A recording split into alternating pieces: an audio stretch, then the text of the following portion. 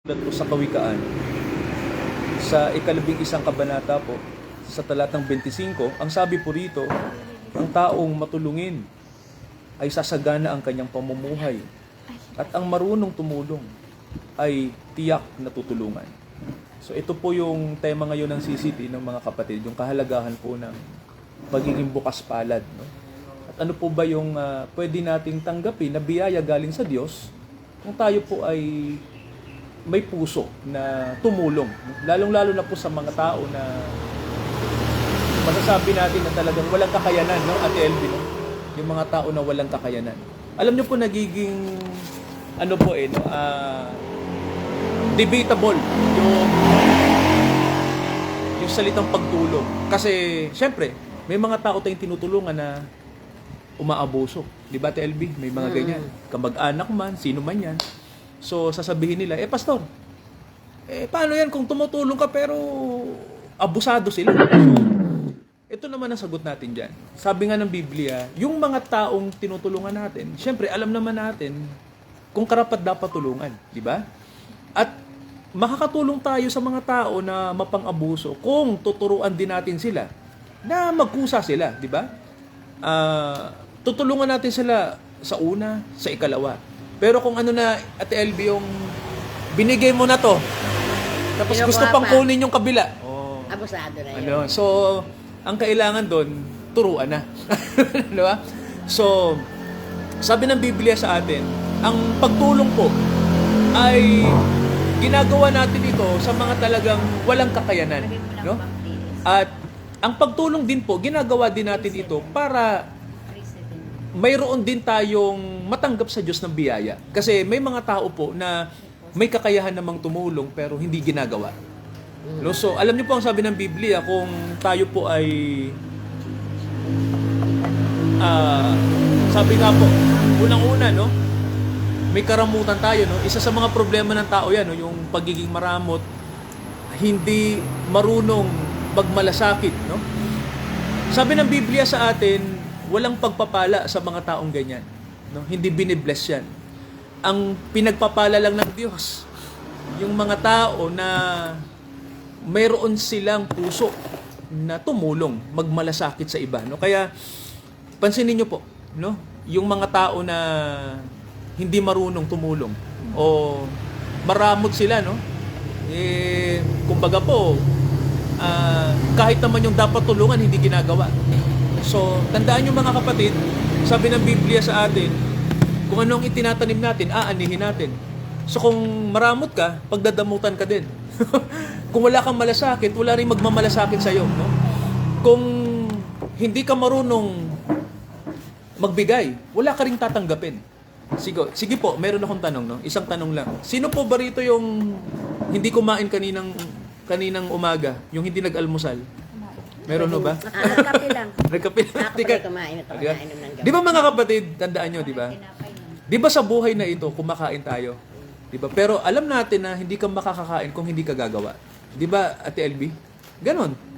Kung wala kang function, kung wala kang pera, di ba? Ganon. Kung wala kang kabuhayan o wala kang income, di ba? Hindi ka makakakain.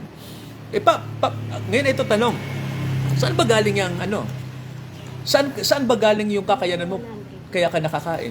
Di ba? Di ba dahil binigyan ka ng Diyos ng lakas? May mga taong ginamit para bigyan ka ng kakayanan. So kung titingnan nyo po, no, lahat ng bagay, tinatanggap natin. Tama ho ba? So, lahat ng bagay po, walang bagay na galing sa'yo. Hindi totoo yun na may mga bagay na galing sa'yo. Lahat ng bagay po, tinanggap lang natin sa Diyos. Tama ho ba? Walang galing sa'yo. Kaya mga kapatid, no? Yung karamutan, kalokohan yan kasi walang galing sa'yo. Hindi mo pwedeng sabihin na akin to, kaya ko to, sa akin to galing, pinaghirapan ko to. Wala hong bagay na galing sa'yo. Lahat po ng bagay, tinanggap mo lang. No? So, hindi totoo na pinaghirapan ko. Hindi po, tinanggap mo lang yan.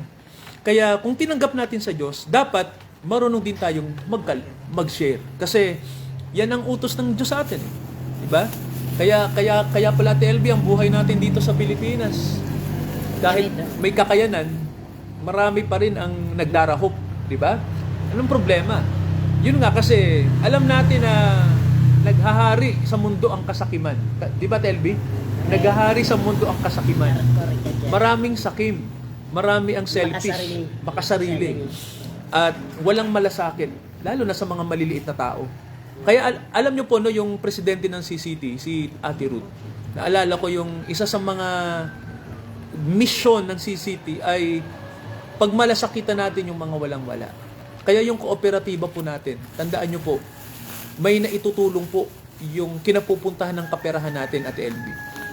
Tumutulong tayo sa yung mga street dwellers, yung mga ano po, yung mga nasa ano na lang, namumuhay na lang sa ano, yung mga batang pinabayaan na nasa kalsada, yung mga tao na may kakayanan naman pero wala silang Kaya lang. hindi po, yung parang mga taong may kakayanan, sa ano po yung sinasabi natin yung, kunyari at LB yung, di ba, ano ka, naputol na yung paa mo, mga, di ba, mga ganyan. Yung mga handicap, yung mga ganyan din. So, sabi nga po, dito sa mundo, hindi nawawala ang mahihirap. Talagang ano at LB, kasama sa buhay yan. Hindi lahat ng tao talaga may kakayanan, may mahihirap talaga. Pero anong gagawin natin sa kanila? So, yun nga po ang sabi sa atin, unang ang tao, tutulungan natin siya sa lahat ng aspeto. Sa material, sa physical, lalo na po sa spiritual. Baka isipin natin, ano ba yung pwede natin maitulong unang-una sa mga nangangailangan? Alam niyo po, may sinabi ang Bible, no? Sabihin sa kanila ang mabuting balita. Amen po? Kasi mga kapatid, tandaan natin, sa kabilang banda po ito, no? Sa kabilang banda, pwede kasing tayo ay tumulong lang, pero hindi po yung pangmatagalan. Di ba, ang tawag doon at LB ayuda? Alam niyo ba yung salitang ayuda? Yung parang ganito, ate. Kailangan mo ng 1 linggo, wala kayong, halimbawa, no, wala kayong pera, no, nagugutom kayo, walang trabaho asawa mo, ikaw din, walang hanap buhay. Pag sinabing ayuda, bibigyan kita ng 5,000. May tanong po ako, hanggang kailan lang yon? Sige po, pag binigyan kita ng ayuda, hanggang kailan lang yung pwede nyong itagal? Mga 3 araw lang. Mga 3 araw. Isang linggo. Yun. Hindi na aabot isang linggo. Hindi Oh. na aabot. Kung yung akong aabot. Ayuda, bibili ka ng isang sakong bigas. Sa 5,000 ha. Oh, Bili ako sige. ngayon ng Ayuda. bigas. Hindi lang naman bigas ang pangangailangan ay. Kaya nga. Mga ganyan. Di ba?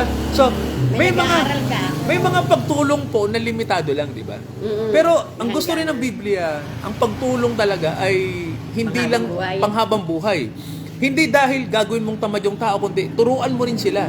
Di ba? Ang tamang pagtulong pala, Kuya Silidonio, ng pamahalaan, halimbawa, no, sa gobyerno, eto, tamang pagtulong. Bigyan mo ang tao ng trabaho, wag lang ayuda.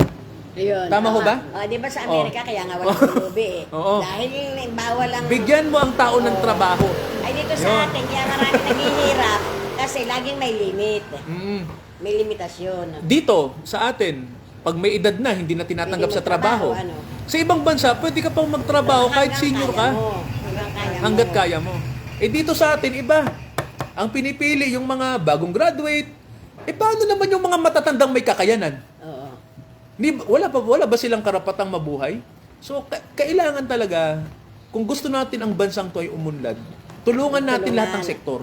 Yun ang sinasabi natin. Kasi sa ibang bansa, halimbawa, katulad ko, kami pamilya, ang asawa ko ay pabigat sa akin. Di ba? Ang asawa ko ay naging paralysis. Kukunin pala yan ng gobyerno. Para ikaw ay makapagtrabaho at ang anak may makapag-aaral. Ayun, maganda po yan. At doon ay may limitasyon din ang panganganak. Yeah. Kasi, Kaya nga. oo. Kaya ang mamuhay sa ibang bansa ay napakaganda. Kaya ang gamot, may pwede mag-aaral, may pwede hospital. Tama. Eh dito sa atin, hindi ka makakapasok ng ospital na wala kang deposito.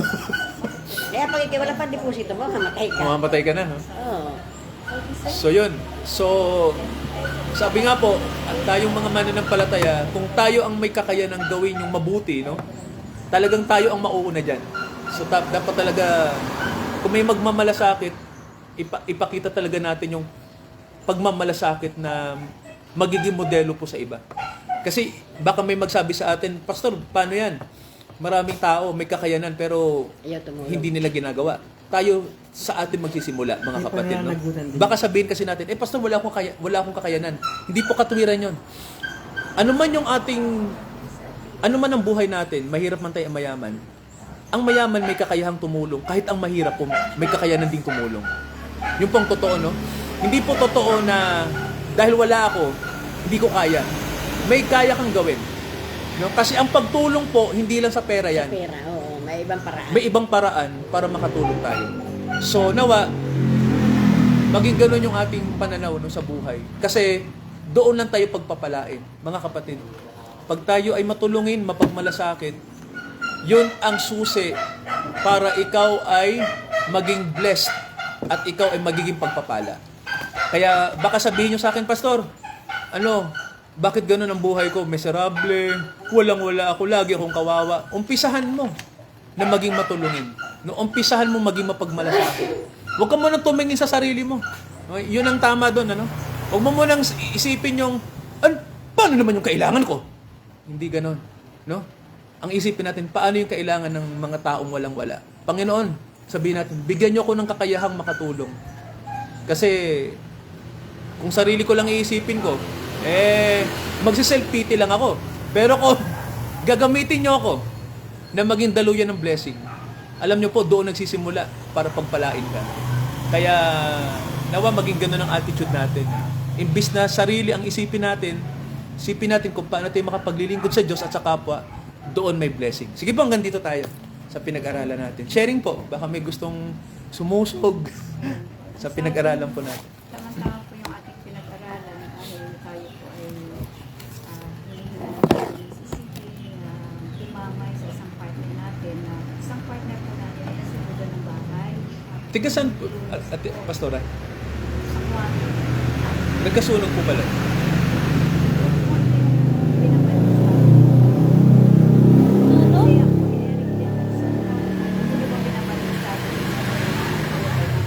Eric Jefferson Aquarium. So ngayon po, yung bahay nilang naupahan po ay napakat nila ang kuryente kasi hindi sila nakapayag ng kuryente kasi nawalan ata ng trabaho si tatay. Pwede naman na putulog po ng kuryente na So, saka nagkasuhan. Alam ko kaya kung kaya wala kuryente, saka nagkasuhan. Siyempre, naghahanap din ng pagkakakitaan. Lumabas sila po, naiwan sila ng mga dalagita. 10 years old, 9 years old. Naiwan ang Ayun po kandila. pala, ang kandila ng tulipan. Ay, mabuti naman po kung hindi nasunog yung mga bata. Pero po, ang buong Sunog ang bahay. Bahay. bahay po ay sunog.